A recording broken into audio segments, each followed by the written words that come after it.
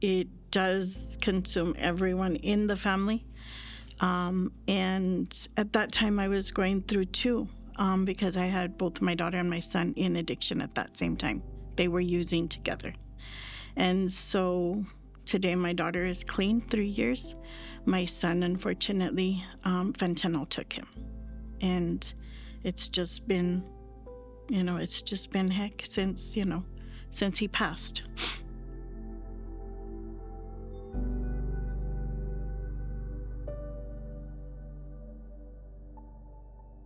So my son was a middle child. He was born July 9th of 95. He was a sweet young child, a typical 2-year-old making messes all his life, And so he wore his heart on his sleeve. He would give his shirt to anyone that needed it, his last dollar, his last quarter to anyone that needed it. He was constantly helping others, and when he needed the help, he had no one around. Just the so-called friends that were giving him that were supplying him with the drugs. But he was an amazing kid. He was a mama's boy. He was with me anywhere and everywhere I went. And I would take him to work every morning, drop him off, and then I would pick him up in the afternoons when he'd get out of work. And so he was just an amazing kid, very knowledgeable. He loved anything that had to do with literature, arts, anything that had to do with history. You could sit down and you could sit and debate with him for hours and you still wouldn't win. So I want to say 2017, 2018 is when he started using, hard drugs. He was introduced to them by family and by friends. And so I have an anger towards that, but at the same time, my son was an adult at that time and he knew, right from wrong. But I guess as a parent, as a mom, as a mama bear, it just upset me knowing that someone would introduce my kids to the drugs. I know they're adults. I know that they would get introduced some way, somehow. But, it's just hard. It's just hard to even think that, your own family would do this, and it happens all the time. It happens in the richest of the families. It happens in the poorest of families. It happens anywhere and everywhere. But I didn't think it would happen to me. I always denied it. I always had, I was always in denial until like 2 years before he passed. I knew he was deep into addiction because he would ask me, Mom, please give me $20. I'm sick. Mom, please. And I wouldn't. Before I would, because I would just send him the money because I thought, well, he's, he wouldn't tell me he was sick. He just, I'm hungry or what have you. He lived with us up to the day that he passed. He was very dependent because of his addiction. So he lived with us up until the day he passed. And I was fine with that. Whether he was 27 years old or he would have been 50 years old. He was dependent, and I knew he needed, he wasn't going to make it on his own.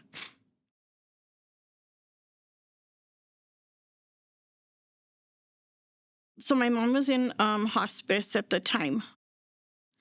And I was up taking care of my mom like I did every day. I would go drop him off at work. I would come home, get ready, and go and take care of my mom throughout the day. She had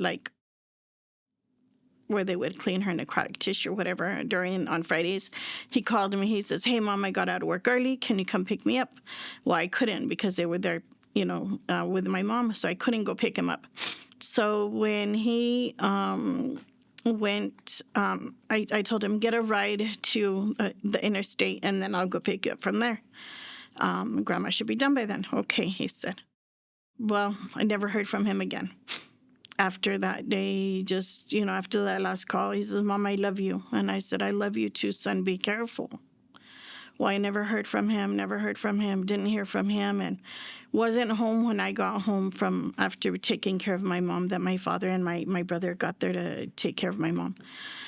So didn't hear from him, went to sleep, and I had like missed calls, I had missed text messages, and then I woke up like in the middle of the night to get, to go to the restroom, and my oldest son, called me. He's like, "Hey, Mom, what are you doing?" This was around a little after midnight. And I was like, "Well, sleeping." And he started crying. He's all, "Mom, Julian's gone." And I said, "Yeah, he's not home yet." I was mad. I says, "Yeah, he's not home yet. He hasn't come home yet, and I've been texting him. I've been calling him, and he don't answer his phone." And he goes, "No, Mom, Julian's gone. He passed away." And I jumped out of bed. I started running. I didn't know what to do. I couldn't. I didn't know what to do. I got dressed. I woke up my husband, and I got in the vehicle, and I was all, "Just drive. Let's go look for my son. I have to find my son." The places I had dropped him off at, we went by there. No crime scene, no cops, no lights, no nothing. So we went back home and waited. I tried getting hold of the cops. I called 911. And they wouldn't give me any information. They would just tell me the cops will call you back, the detective will call you back, or what have you. And so they finally were able to get through to us on my husband's phone. And they called and they told me that my son was found deceased in an alley behind a church, that he was just thrown in by the so-called friends he was with in an alley behind the church. And I asked for it to be investigated. I asked for it to find out who he was with, where he was with, his last phone call, his last text message, whoever he had called after he called me. And they wouldn't.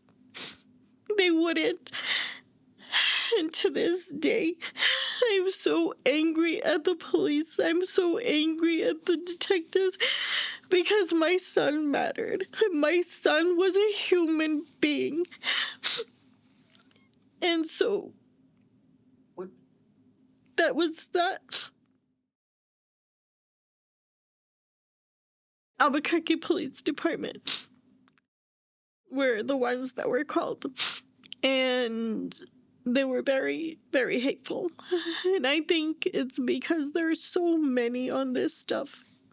And to me, it's just, this is the way I feel. And a bunch of the other mothers that I've spoken to, they just think that, oh, well, it's just another junkie. Oh, well, it's just another, it's a drug addict. It's another. They don't see them as human beings, regardless of their, addicted to these substances or not. And it hurts. It hurts deep down in my soul that my son was just found. He was just thrown like an animal in the middle of the alley. And I was not able to get in contact with the person who was unhoused that found my son and called 911 from my son's phone. My son was an amazing person. And I miss my baby every single day.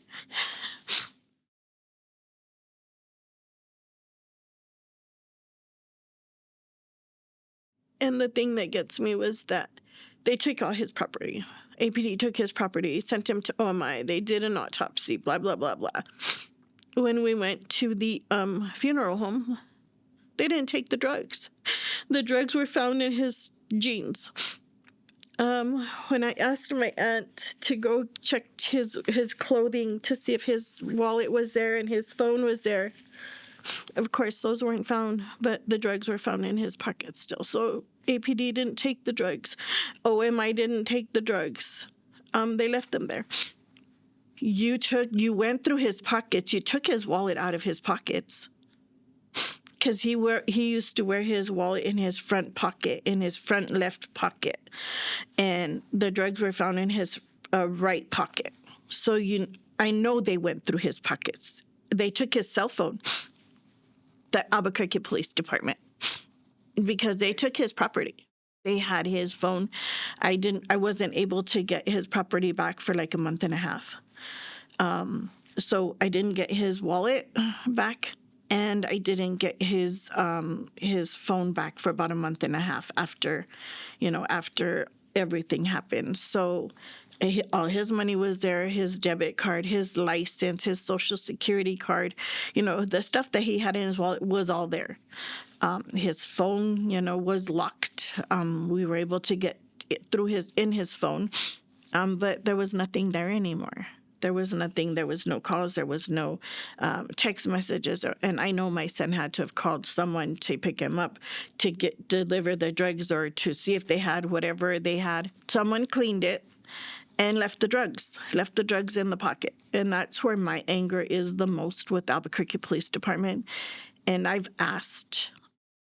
We had a fentanyl forum back in October, and I asked the police, with the chief, and I asked them, does APD usually go through the pockets and usually try and find, whatever they're looking, what the person passed from?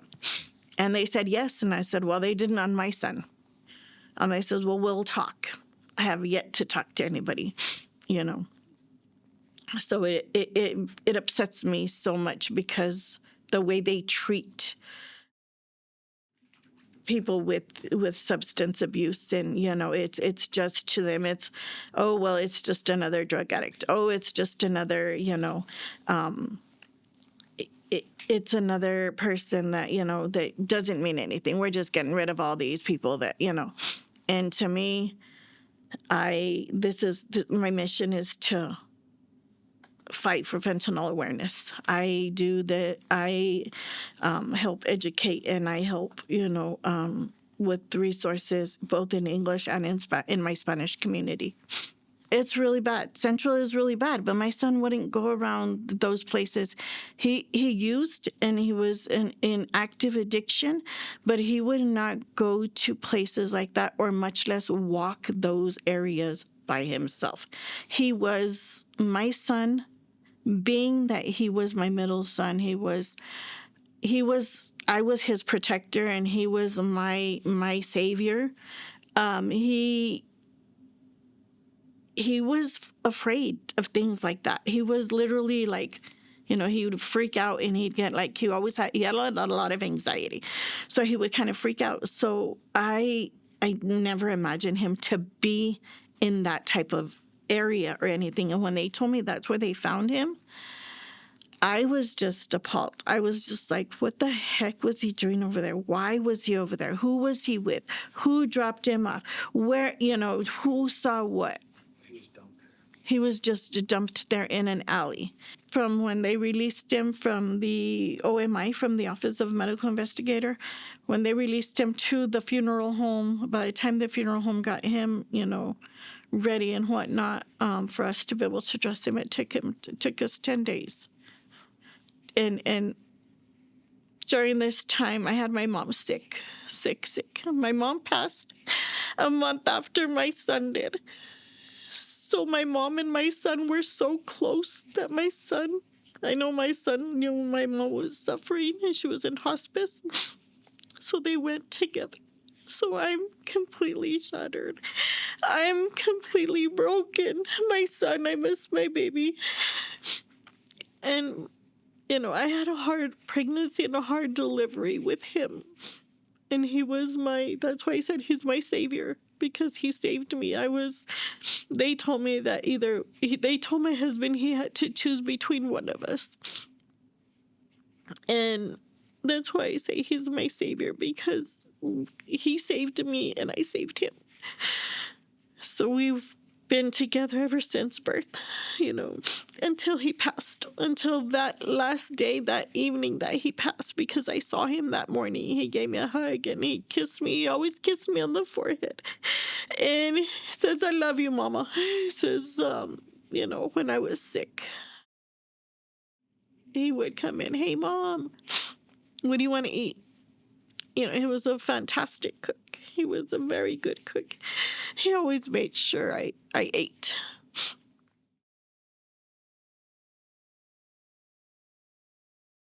Fentanyl is in everything. I think had my son known about the Narcan, Naloxone, I think him maybe carrying it could have probably saved him. I myself, if I would have known about harm reduction. So my biggest things now is harm reduction and educating everyone on Narcan. And I believe I'm talking about everyone should carry Narcan, and it should be free. It shouldn't be where these drug companies are charging $100 for Narcan, you know. And I've seen it in the different stores where they're anywhere from $70 to $100 for Narcan. And I think, you know, had my son known about that, he would have, you know, carried it with him anywhere and everywhere he went, because he always carried a backpack with him. He always carried a backpack because he loved to write. He always had his notebook. That's what I do now is I journal everything. Mm-hmm. And so before I never journaled. Before I would just, you know, if I thought of something, I'd write it down on a piece of paper and just put it away or whatever. And he has notebooks beyond notebooks that we found in his closet. And I went through every single one of them. You know, he has letters in there to different people that I've had, and I've reached out to them to let him know, you know, one was his best friend. She was a female that he really liked her, but was afraid that she wouldn't correspond because of his, you know, his addiction, you know, so, and so that was one of the things she told me as well, that, you know, had he not been in his addiction, they would have probably been together and they would have probably been, you know, okay. But, you know, she says, I couldn't deal with it, especially with the two girls I have. She says, I couldn't have that around me. And so, and then just stories. He wanted to be an author. He wanted to write books. He wanted to write a story. He wanted to write, you know, I mean, he has, like I said, one book that's dedicated to some story that he literally wanted to be able to finish it to sell to Hollywood so they can make a movie about it. You know, this was one of his dreams, you know. Him and my oldest granddaughter, she's going to be 17 this year. She loved to debate with him about different stuff, you know. And him and his dad used to sit there and talk about history. They both worked together. So my son loved the idea of working construction with his dad. So he had been working construction with his dad since 2019. And had just recently gotten into the company where my husband was at, because they worked out in Colorado for the seasons that were good, you know, because how Colorado snows a lot, especially where they used to live at. And so there they worked. And my son just loved it. And my husband loved it as well, to teach his son, you know, how to use a backhoe, and he was, Mom, guess what? My dad showed me how to do today. And, you know, he was excited because he was learning how to use the heavy machinery. He wanted to be a perfect cement finisher, just like his dad was, you know. And he had just started this recent job with Snyder Construction. He had only been there 3 weeks. He had gotten his first paycheck, and that's what took him.